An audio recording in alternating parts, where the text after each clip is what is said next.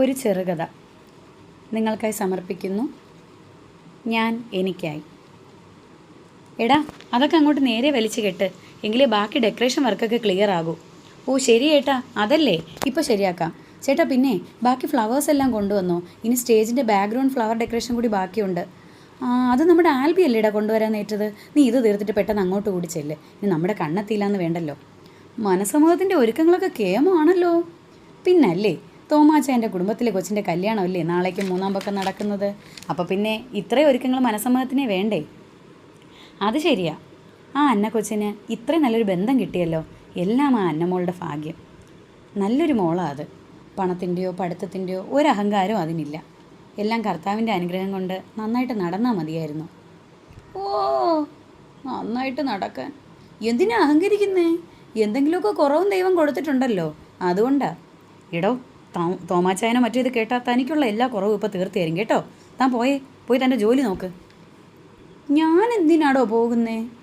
അല്ലേലും ഉള്ളത് പറഞ്ഞാൽ ഇന്നത്തെ കാലത്ത് ആർക്കും അതൊന്നും ഇഷ്ടപ്പെടത്തില്ല. ആ അന്ന കൊച്ചിനത് 2-ാം കെട്ടാണെന്നും ഈ നാട് മുഴുവൻ അറിയാമെന്നുള്ള കാര്യമാണ്. പിന്നെ അത് ഞാൻ പറയുന്നതിൽ എന്താടോ തെറ്റ്? തൻ്റെ ഒരു ഇവനെയൊക്കെ എന്ത് ചെയ്യാനാ? എടോ, താനൊന്ന് പതുക്കെ പറയും, ഇങ്ങനെ കിടന്ന് വിളിച്ചു പോവാതെ. 2-ാം കെട്ടെന്ന് വെച്ചാൽ ആദ്യത്തെ അവനുമായിട്ട് നിയമപരമായിട്ട് ബന്ധം ഒഴിഞ്ഞതല്ലേ, അവൻ്റെ പരസ്ത്രീ ബന്ധം കാരണം.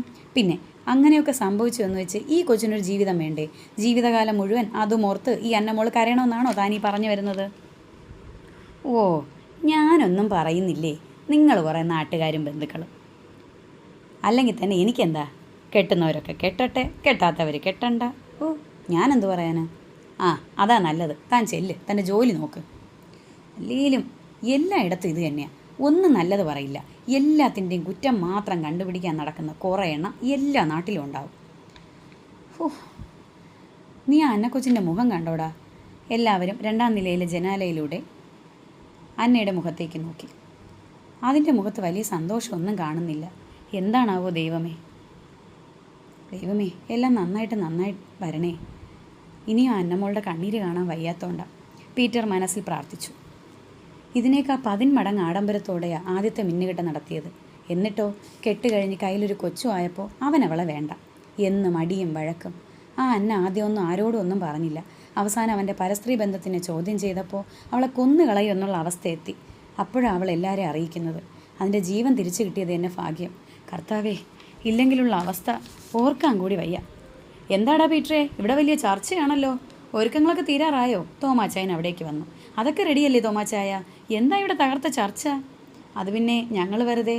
ശരി, ജോലി അടക്കട്ടെ. മോളുടെ കല്യാണത്തിൻ്റെ തിരക്ക് അറിയാമല്ലോ, പെട്ടെന്നാവട്ടെ.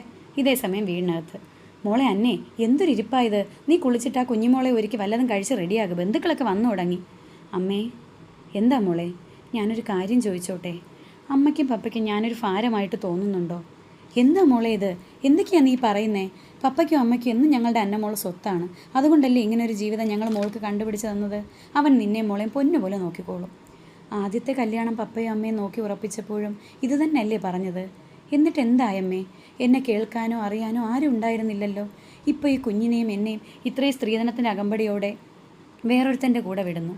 ഇനി ഇതുപോലൊക്കെ തന്നെ ആവില്ലെന്ന് എന്താണ് ഉറപ്പമ്മേ? എൻ്റെ പൊന്നുമോൾ ഇങ്ങനെ ഒന്നും പറയാതെ. ആദ്യത്തെ ഞങ്ങൾക്കൊരു തെറ്റുപറ്റി. ഇതങ്ങനെ ആകില്ല മോളെ.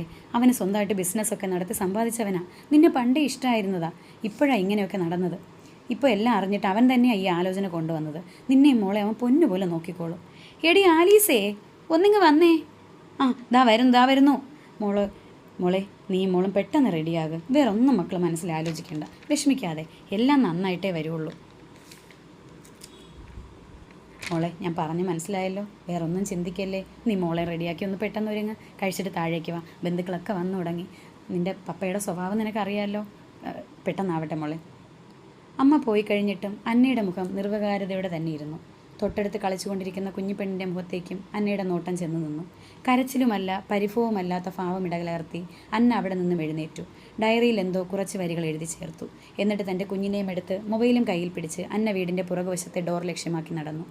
ഇതേ സമയം വീട്ടിൽ കൊന്ത ചൊല്ലാൻ കൂടിയിരുന്ന ബന്ധുക്കൾ ഇതധികം ശ്രദ്ധിച്ചിട്ടുണ്ടായിരുന്നില്ല. വീടിൻ്റെ പിന്നാമ്പുറത്തെ ഗേറ്റിലൂടെ അന്ന തൻ്റെ മകളെയും കൊണ്ട് മെയിൻ റോഡിൽ ലക്ഷ്യമാക്കി നടന്നു.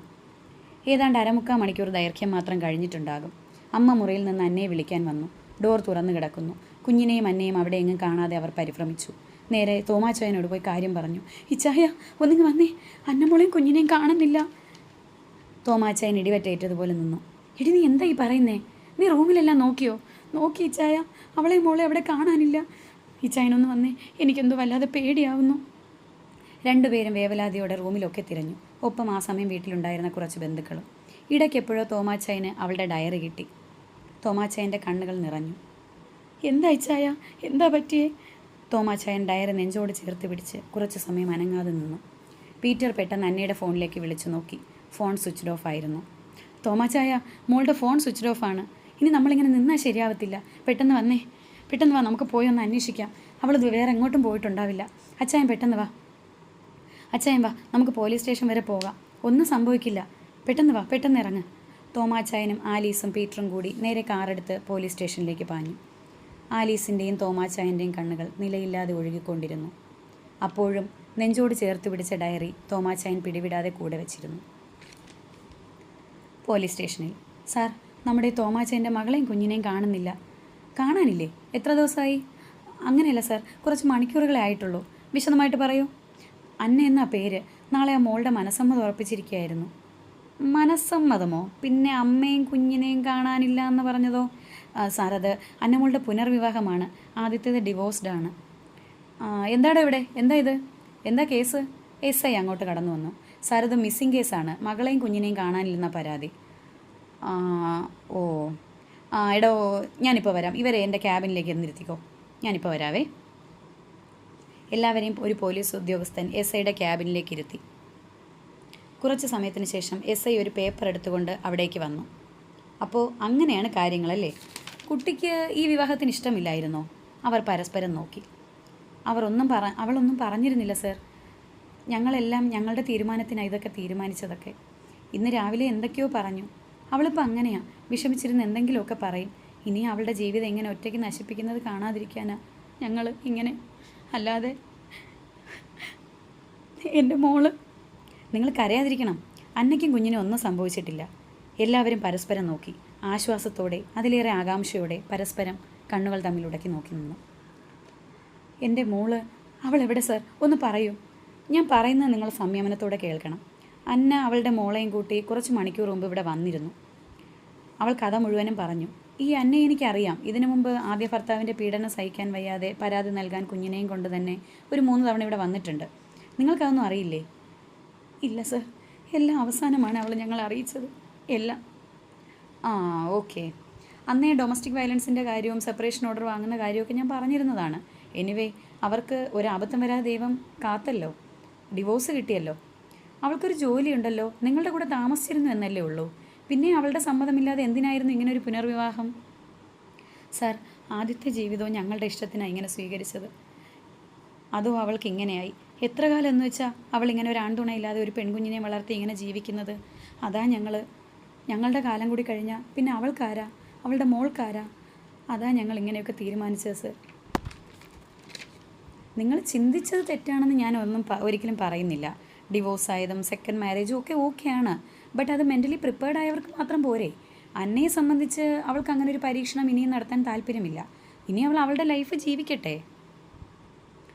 സാർ, എൻ്റെ മോൾക്ക് എന്തെങ്കിലും, സാറൊന്ന് പറയൂ. ഞങ്ങളുടെ മോൾക്ക് എന്തെങ്കിലും പറ്റിയിട്ടുണ്ടോ?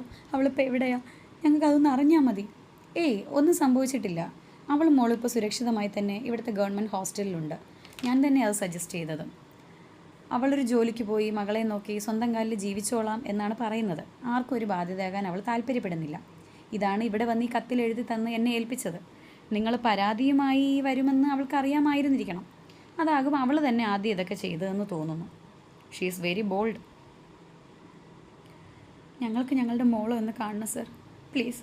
ഞങ്ങൾക്കുള്ളതെല്ലാം അവൾക്കുള്ളതാണ്. അവളെ ഇഷ്ടമില്ലാത്ത ഒന്നിനും ഞങ്ങളിനി നിർബന്ധിക്കില്ല. അവളെ ഞങ്ങളുടെ കൂടെ വിടണം സർ, പ്ലീസ് സർ.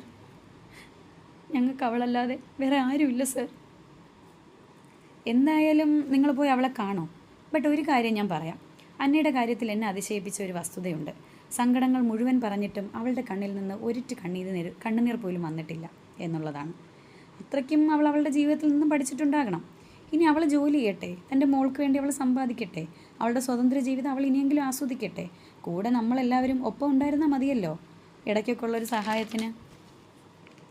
അവളെ ഇപ്പോൾ കുറച്ച് നാൾ കൊണ്ട് എനിക്ക് അറിയാവുന്നുള്ളത് കൊണ്ടാണ് ഞാൻ ഇങ്ങനെയൊക്കെ നിങ്ങളോട് പറയുന്നത്. അവൾ ജീവിതം ഇനിയും പരീക്ഷിക്കാൻ ആഗ്രഹിക്കുന്നില്ല. So leave her alone. ഇന്നത്തെ സൊസൈറ്റിയിൽ നടക്കുന്നതൊക്കെ നമ്മളും കേൾക്കുന്നതല്ലേ. കൊല്ലുന്നതും ചാകുന്നതും ആത്മഹത്യ ചെയ്യുന്നതും ഇതെല്ലാം നമ്മുടെ ഡെയിലി ലൈഫിൽ നമ്മളിപ്പോൾ കേട്ടുകൊണ്ടിരിക്കുന്ന കാര്യങ്ങളാണ്. എന്തെങ്കിലും സംഭവിച്ചിട്ട് നമ്മളിനി പിന്നീട് പറഞ്ഞിട്ട് കാര്യമുണ്ടോ? അവളിപ്പോൾ എന്തായാലും അവൾക്ക് ഒരു ജോലിയുണ്ട്, അവൾ നന്നായിട്ട് പഠിക്കും, അല്ലെങ്കിൽ അവൾ നന്നായിട്ട് മോളെ പഠിപ്പിച്ച് അവൾ നന്നായിട്ട് ജോലി ചെയ്ത് ജീവിക്കുമെന്ന് അവൾ പറയുന്നുണ്ട്. സ്വന്തം കാലിൽ നിൽക്കാൻ അവൾ ഓക്കെയാണ്. അപ്പോൾ പിന്നെ അങ്ങനെ അവൾ തന്നെ തീരുമാനിച്ചിട്ടുണ്ടെങ്കിൽ അവളിൽ നിന്ന് നമുക്ക് അത്ര തന്നെ അവൾക്ക് അവളുടെ മേൽ തന്നെ അത്ര ഉള്ളതുകൊണ്ടല്ലേ ഞാൻ പറയുന്നതൊക്കെ നിങ്ങൾ മനസ്സിലാക്കുമെന്ന് ഞാൻ വിശ്വസിക്കുന്നു. ഓക്കെ, ഞാൻ ഇതുവരെ ഇത്രയും ഡീറ്റെയിൽ ആയിട്ട് ആരോടും പറഞ്ഞിട്ടില്ല. അപ്പോൾ എനിക്ക് അന്നയെ പേഴ്സണലി അറിയാമെന്നുള്ളത് കൂടിയാണ് ഞാനിത് പറയുന്നത്. ഇനി അവളുടെ മോളെ നോക്കി അവൾ തന്നെ ജീവിക്കട്ടെ. സാറ് പറഞ്ഞത് ശരിയാണ്.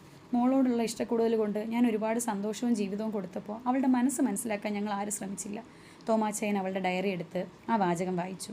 പ്രിയപ്പെട്ട പപ്പ, അമ്മ, ഈ 27 വർഷത്തിലും എൻ്റെ പപ്പയുടെയും അമ്മയുടെയും വാക്ക് തെറ്റിച്ച് ഈ അന്ന ജീവിച്ചിട്ടില്ല. ഞാൻ ജീവിച്ചത് എൻ്റെ പപ്പയുടെയും അമ്മയുടെയും ഇഷ്ടങ്ങൾ മാത്രമുള്ള ജീവിതമായിരുന്നു. അതിനിടയിൽ ഒന്ന് നന്നായി ഒരുങ്ങി നടക്കാൻ, നന്നായി മറ്റുള്ളവരോട് സംസാരിക്കാൻ, നന്നായി ഉറങ്ങാൻ എല്ലാം ഞാൻ മറന്നുപോയി. ഇനിയും ഈ അന്ന ജീവിതം പരീക്ഷിച്ചാൽ അതെൻ്റെ കുഞ്ഞിനോട് പോലും ഞാൻ ചെയ്യുന്ന വലിയ തെറ്റാണ്. അതുകൊണ്ട് സ്വാതന്ത്ര്യമുള്ള എൻ്റെ ജീവിതം ഇനിയെങ്കിലും ഞാൻ ജീവിക്കട്ടെ. നിങ്ങളുടെ പ്രാർത്ഥനയോടെ തന്നെ എനിക്ക് എൻ്റെ മോളോടൊപ്പം ജീവിക്കണം. ഒരാണിന് വേണ്ടിയും ഒരു പരീക്ഷണ വസ്തുവാകാൻ ഇനി എനിക്ക് വയ്യ. അതുകൊണ്ട് പപ്പ, അമ്മ, ഞാൻ ജീവിക്കും. എൻ്റെ മോൾക്ക് വേണ്ടി ഞാൻ ജീവിക്കും.